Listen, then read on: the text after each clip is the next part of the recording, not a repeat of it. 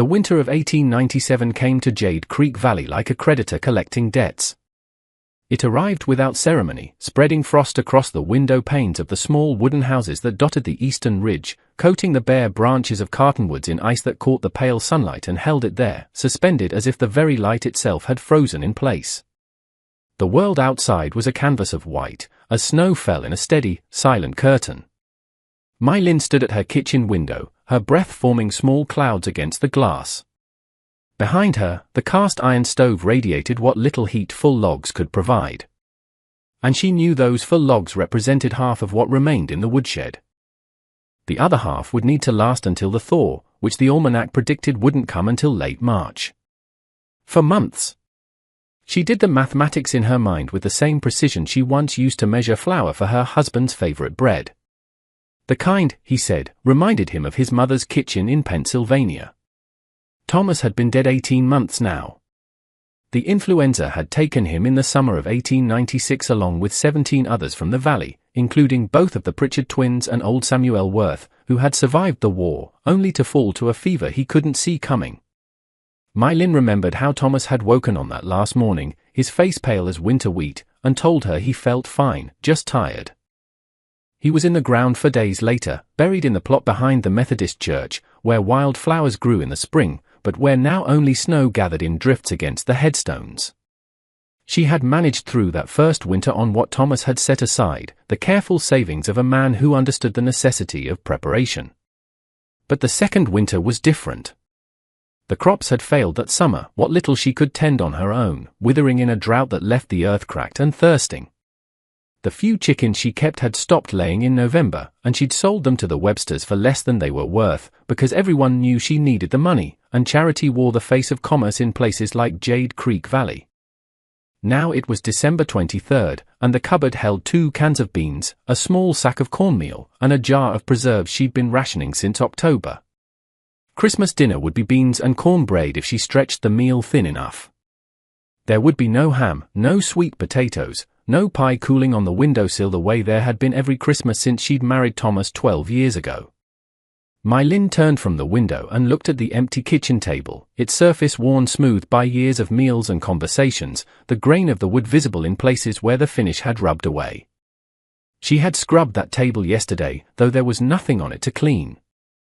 The act had been automatic, muscle memory carrying her through motions that once held purpose. The silence in the house was a physical presence, thick and pressing. In the parlor, the clock Thomas had brought from Pennsylvania ticked away the seconds with mechanical indifference. She had thought in those first weeks after his death that she might eventually grow accustomed to the quiet. But 18 months had taught her that some absences only grew heavier with time, settling into the bones like cold, settling into old wood, making everything creak and ache with the weight of what was no longer there. Outside, snow had begun to fall again, small flakes drifting past the window in the fading afternoon light. The sky was the color of iron, and the temperature would drop further once darkness came. My Lin pulled her shawl tighter around her shoulders and moved toward the stove to add another log, then stopped herself. Not yet, the cold could wait a little longer. The knock came just as the last daylight was bleeding from the sky. 3 sharp raps against the front door, deliberate and firm. My Lin stood motionless in the kitchen, her hand still resting on the back of a chair. No one had knocked on her door in weeks, not since Mrs. Patterson had come by in early December with a basket of apples, and that particular expression women wore when they visited widows. Part pity, part relief that they themselves were not the ones living alone in a house that had grown too large. The knock came again, more insistent this time. My Lin moved through the narrow hallway, her footsteps hollow against the bare floorboards. Through the frosted glass of the door's small window, she could make out a figure, broad-shouldered and tall, backlit by the last remnants of twilight. She opened the door a crack, and the cold rushed in like an uninvited guest. The man standing on her porch was Ben Garrett, her nearest neighbor, though nearest was a relative term when properties in Jade Creek Valley stretched across acres of stubborn land. His homestead lay 1.5 miles to the west, beyond the creek that divided their properties. She had seen him perhaps a dozen times since Thomas's funeral, always at a distance, a figure working in his fields or riding into town on that roan horse of his. They had never spoken, not properly. Thomas had mentioned him once or twice, said he was a man who kept to himself, which in Jade Creek Valley was considered either a virtue or a warning, depending on who was doing the considering. "My Lin," he said, his voice low and rough like stones turning in a riverbed. He held his hat in his hands, and snowflakes had gathered on the shoulders of his coat. His face was weathered, creased at the corners of his eyes in a way that suggested he had spent most of his 40-some years squinting into wind and sun. There was a scar above his left eyebrow, faded white against tan skin. "Mr. Garrett." She kept her hand on the door, ready to close it if necessary. Women alone learn to be cautious, even with neighbors. "I was heading into town tomorrow for supplies," he said, not quite meeting her eyes, his gaze fixed somewhere past her shoulder. "Thought I'd see if you needed anything brought back. Roads are getting bad, and it's a fair distance for walking in this weather."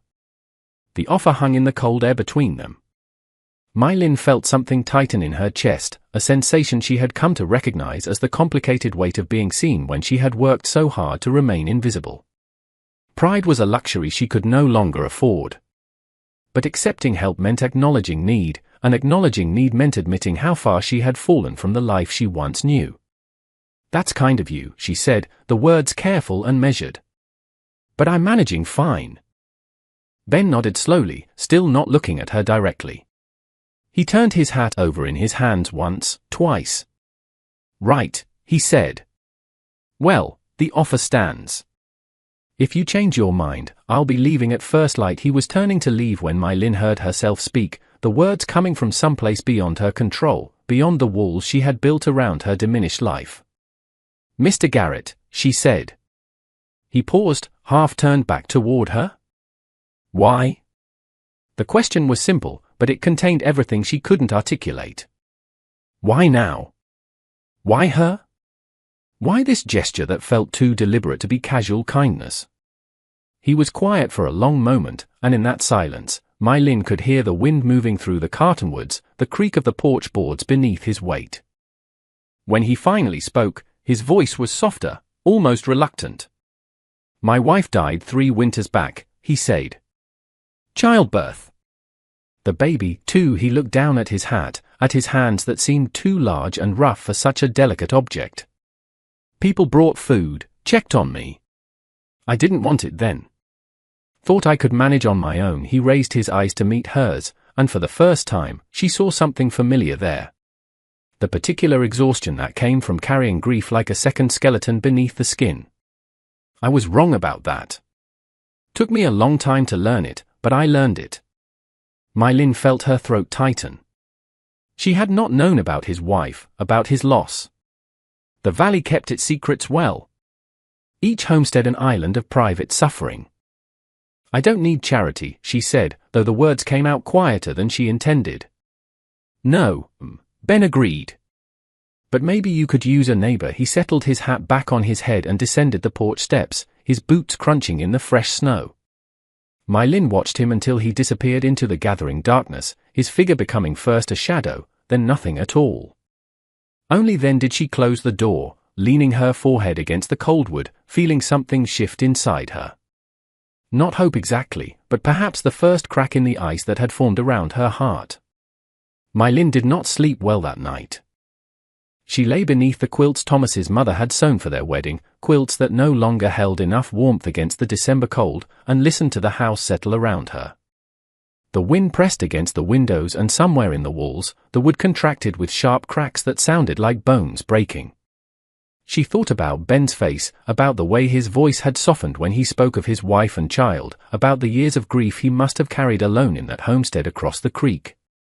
She had built her widowhood like a fortress, brick by brick, each refusal of help another stone in the wall. It had seemed necessary at first, a way to maintain dignity when everything else had been stripped away. Thomas had been the one people liked, the one they sought out for advice or companionship. My Lin had always been quieter, more reserved, content to exist in her husband's shadow. After his death, she had discovered that shadows without their source simply disappeared, and she had let herself fade, had chosen invisibility over the exposure of being pitied. But Ben had not offered pity. He had offered recognition, one grief meeting another across the distance they had both maintained. There was a difference there, subtle but profound, and it unsettled something in her that had grown comfortable in its stillness. Morning came grey and cold. My Lin rose before dawn, as was her habit, and fed the stove with 2 precious logs. She made coffee from the last of her grounds, diluting it with extra water to stretch it further, and stood at the kitchen window, watching the sky lighten incrementally, the darkness giving way to a pale winter dawn that promised nothing. Christmas Eve. In years past, this would have been the day for baking, for preparing the goose, for polishing the good silverware that had belonged to her grandmother. Thomas would have brought in extra wood and evergreen boughs to hang over the doorways. The house would have smelled of cinnamon and cloves, of bread rising, of anticipation made tangible. Now there was only the thin smell of weak coffee and the underlying scent of cold that no amount of fire could quite dispel. She was measuring out cornmeal for what she had decided would be her Christmas dinner when she heard the wagon. The sound carried clearly in the cold morning air. The creak of wood, the jingle of harness, the steady clip of hooves on frozen ground. My Lin moved to the window and saw Ben's wagon coming up the long drive to her house, the roan horse pulling steadily through the snow that had drifted across the path during the night. Her first instinct was to retreat, to pretend she wasn't home, but that was foolish. Smoke rose from her chimney, and besides, where would she go? This was her home, however empty it had become. She dried her hands on her apron and waited. Ben pulled the wagon up near the porch and climbed down with the careful movements of a man whose body had learned caution through hard use. He reached into the wagon bed and pulled out a wooden crate, carrying it up the steps with steady purpose. My Lin opened the door before he could knock. "Mr. Garrett," she said. My Lin he held the crate in both arms, and she could see the tops of various items inside. A small sack of flour, canned goods, something wrapped in brown paper. "I got these from town. Thought you might could use them, seeing as it's Christmas and all." My Lin looked at the crate, then at Ben's face. His expression was carefully neutral, giving nothing away, but there was something in his eyes that reminded her of the way Thomas used to look when he was trying not to show how much something mattered to him. "I can't pay you for these," she said quietly. "Not now. Maybe in the spring after." "No payment needed," Ben interrupted gently. "Consider it a neighborly exchange. You helped my Sarah once before she passed. Brought her tea and sat with her when I had to go into town. She told me about it, said you were kind to her when she was feeling poorly." My Lin remembered the afternoon he spoke of, though it had been years ago. She had indeed visited Sarah Garrett, had brought chamomile tea, and spent an hour or 2 in conversation. It had been nothing significant, just one woman checking on another, the kind of small kindness that passed between neighbors in isolated places. She had not known then that Sarah was carrying a child or that within months both she and the baby would be gone. "That was nothing," My Lin said. "It was something to her," Ben replied. "It was something to me." He stood there holding the crate, waiting.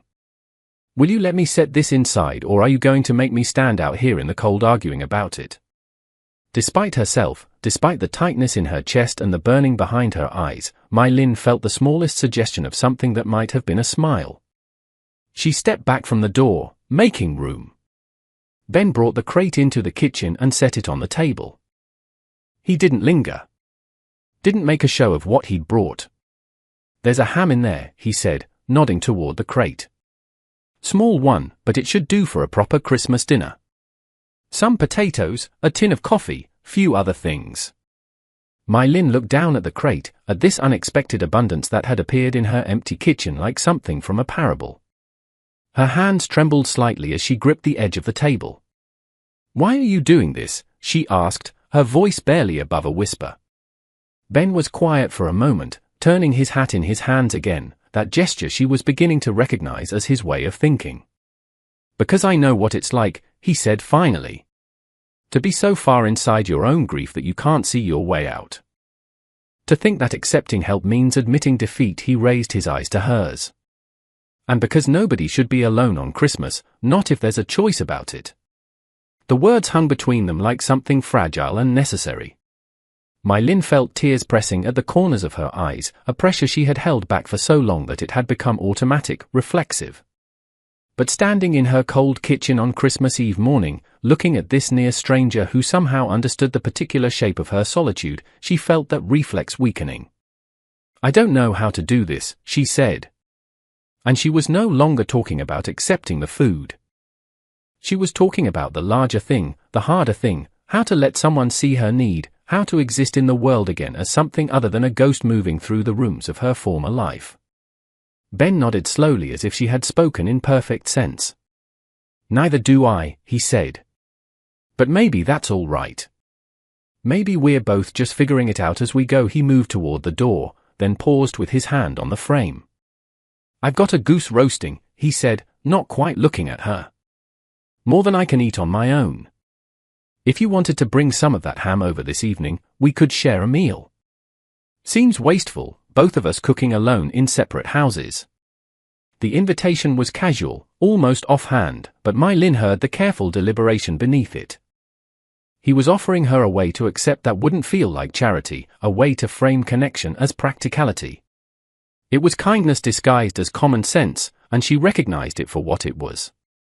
"What time?" she heard herself ask. 6 o'clock. "Gives you time to prepare however you'd like." After he left, Mai Lin stood in the kitchen for a long moment, looking at the crate on her table. Then, with movements that felt both foreign and remembered, she began to unpack it. The ham was wrapped in butcher paper, substantial and real. There were 4 potatoes, their skin still dusted with earth. A tin of coffee that, when she opened it, released a smell so rich and familiar it made her throat ache. A small sack of flour, sugar wrapped in brown paper, a jar of honey, 3 apples, and at the bottom of the crate, wrapped carefully in cloth, a small loaf of bread still faintly warm. She sat down at the table and let herself cry, then quietly, her shoulders shaking with the force of holding back for too long. The tears were not just for the food, though that was part of it. They were for the recognition that she had been seen, that her struggle had been witnessed by someone who understood its weight. They were for Thomas and for the life they had built together, and for the terrible truth that life continued, even after everything you loved had been taken away. They were for Sarah Garrett and her baby, for Ben's 3 years of solitude, for all the ways grief isolated people in a world that kept turning regardless. When the tears subsided, Mai Lin felt something she had not felt in 18 months, a sense of purpose that extended beyond mere survival. She rose and stoked the stove, adding wood without guilt or calculation. She filled a pot with water and set the ham to boil with the last of her cloves. She peeled the potatoes and set them aside. She made coffee from the fresh grounds, strong and black, and drank it, standing at the window, watching the snow fall across the valley in patterns that seemed almost purposeful. The afternoon passed in a rhythm she had forgotten, the rhythm of preparation, of making something for someone other than herself. She baked biscuits from the flour, small and golden, and wrapped them in a clean cloth. She polished 2 of the apples until they gleamed. It was not the elaborate Christmas feast she had once prepared, but it was something, an offering, an acknowledgement that she was still capable of giving, even when she felt she had nothing left. As the winter sun began its early descent, Mai Lin changed from her everyday dress into the grey wool one she had worn to Thomas's funeral. It was the nicest thing she owned now, and though it carried those difficult memories, it felt appropriate somehow. She brushed out her hair and pinned it carefully. And when she looked at her reflection in the small mirror above the washstand, she saw someone she barely recognized, older, certainly, worn by hardship, but present in a way she had not been for many months. At 5, she wrapped herself in her heaviest shawl and gathered the ham, the biscuits, and the polished apples into a basket. The walk to Ben Garrett's homestead would take her 20 minutes in the snow, and the temperature had dropped with the fading light. But Mai Lin found she did not mind the cold as much as she once had. It felt clarifying, sharp and real, a reminder that she was still alive enough to feel it. The path to Ben's property followed the creek for half a mile before turning west through a stand of cottonwoods that stood like sentinels against the darkening sky. Mai Lin had not walked this way in years, not since Thomas had taken her to meet the Garretts shortly after they had moved to the valley. That had been 5 years ago, maybe 6. Time had a way of blurring when marked only by seasons and losses. The snow crunched beneath her boots, and her breath came in visible clouds that dispersed quickly in the cold air. The basket grew heavy in her arms, and twice she had to stop and shift its weight, adjusting her grip on the handle. Above her, the first stars were beginning to appear in the deepening blue of the sky, small points of light that seemed impossibly distant and impossibly clear at the same time. As she walked, Mai Lin thought about the various thresholds she had crossed in her life, leaving her parents' home to marry Thomas, stepping into the house he had built for them, walking behind his coffin to the cemetery. Each threshold had felt significant at the time, a doorway between one version of herself and another. This walk felt similar, though she could not have said exactly what she was walking toward, or what she was leaving behind. Perhaps it was not that simple. Perhaps she was carrying both with her, the grief and the possibility of something beyond it. The Cartonwoods gave way to open land, and she could see Ben's house in the distance, a low structure of weathered wood with smoke rising from its chimney in a straight line against the sky. Light glowed in the windows, warm and golden, and the sight of it made something catch in Mai Lin's chest. It had been so long since she had walked toward a lit house that was not her own, so long since she had moved through the world with a destination that involved another person. Doubt crept in as she drew closer. What was she doing here? She barely knew this man. They had spoken perhaps a dozen words to each other before yesterday. What if this was a mistake? What if she had misunderstood his invitation, read too much into a gesture that was nothing more than rural courtesy, the obligation neighbors felt toward each other in isolated places? But even as these thoughts circled through her mind, her feet kept moving forward, carrying her across the snow-covered yard toward the porch steps. She could smell the goose now, the rich scent of roasting meat drifting through the cold air, and beneath it the smell of wood smoke and something else, bread perhaps, or potatoes. She climbed the steps and stood before the door, the basket heavy in her arms. For a long moment, she simply stood there, listening to the silence of the valley around her, the vast emptiness that could feel either lonely or peaceful, depending on how you held it in your mind. Then, before she could reconsider, before doubt could root her in place, she raised her hand and knocked. The door opened almost immediately, as if Ben had been waiting nearby. He stood in the doorway, backlit by the warm glow of the house, and when he saw her, something in his expression softened, not surprise exactly, but relief, as if he too had been uncertain whether she would come. "Mai Lin," he said, and stepped aside to let her in. "Welcome."